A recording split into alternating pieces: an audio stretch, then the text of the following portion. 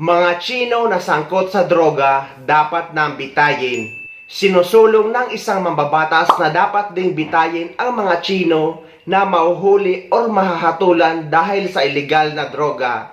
Napapanahon na din daw na ibalik ito sa kabila ng pagbitay ng dalawang Pilipino sa bansang China. Kasunod ng pagbitay sa dalawang Pinoy sa China dahil sa kasong drug trafficking, mungkahi ng isang mambabatas na bitayin din ang mga Chinong nahatulan sa Pilipinas kaugnay ng droga.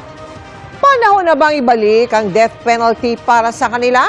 Nakatutok si Sandra Aguinaldo.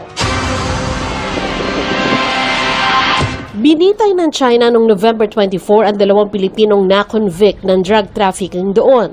2013 inaresto ang dalawa matapos makuna ng shabu sa kanilang mga bagahe sa Guangdong at sinintensyahan noong 2016. Sabi ng DFA, ilang beses nilang sinubukang iapila ang sentensya ng gobyerno ng China pero hindi ito pinaboran.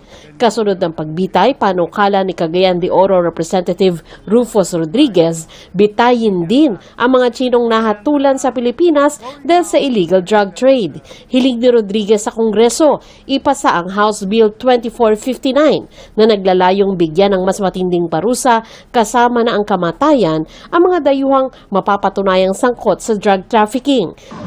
Sa datos ng Bureau of Corrections, sa 369 na dayuhang nasa mga piitan sa bansa, 205 o higit sa kalahati ang Chino.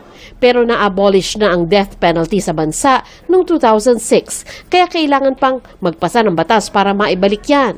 Kaya sabi ni Surigao del Norte Representative Ace Barbers, na chairman ng House Committee on Dangerous Drugs, dapat na ring ipasa ang House Bill 1543 na nagbabalik ng parusang kamatayan para sa mga karumagdumal na krimen.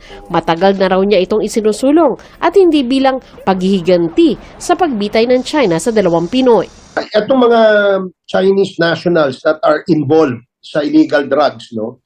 Takot sila doon sa bansa nila kaya dito sila nagpapadala ng basura nila at nagbebenta ng basura nila Kasi nga nakikita nila siguro dito na maluwag yung ating wala tayong death penalty at wala silang takot. Sa tingin ni Barbers, wala namang kinalaman sa girian ng Pilipinas at China sa West Philippine Sea ang nangyari. Dahil matagal na raw nagpapatupad ng death penalty ang China.